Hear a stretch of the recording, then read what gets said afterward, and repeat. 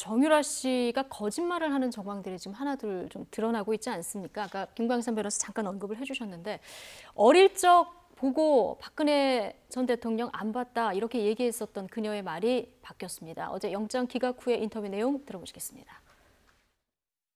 결과에 대해서 어떻게 생각하시나요? 죄송합니다. 박근혜 전 대통령이랑 전화하신 거 맞으세요? 한 차례 했습니다. 그 1월 1일에 그냥 어머니가 인사하라고 바꿔주셔서 했다는 거랑 얘기가 다른데. 네, 크리스마스 때 했었고요. 1월 1일에 했었고 몇 번 했었어요. 제가 그럼 한 차례가 아니네요.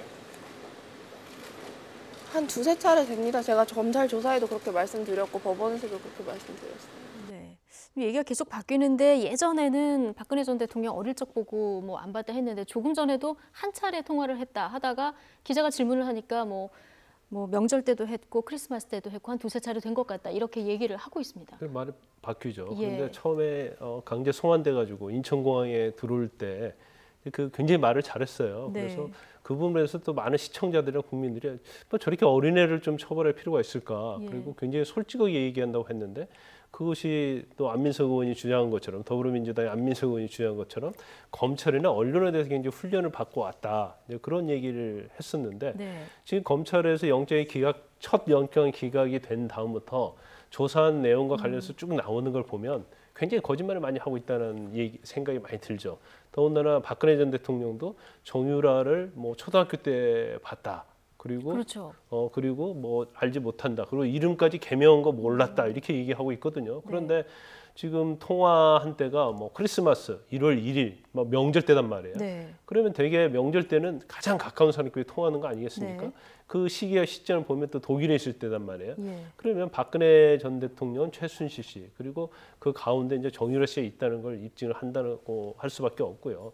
이제 검찰에서는 이번 최순실 게이트의 어떤 국정농단이 시발점에서 종착점까지는 정유라가 있었다 이 말을 했는데 그건 사실 맞는 얘기예요. 왜냐하면 예.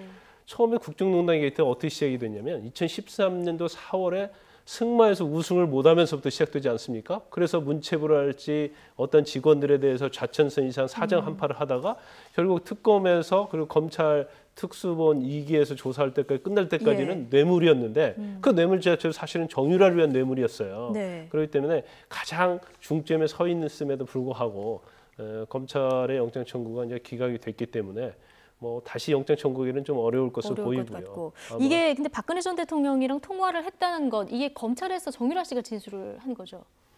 그 부분에 대해서 아마 이미 예. 증거를 확보했던 것 같아요. 그래서 지금 검찰이 영장 범죄 사실에다가 그걸 넣었거든요. 그래서 네. 박근혜 전 대통령과 이제 통화를 했기 때문에 이제 서로 모의를 했다. 이제 그런 취지로 해서 예. 구속을 시키려고 한 것이죠.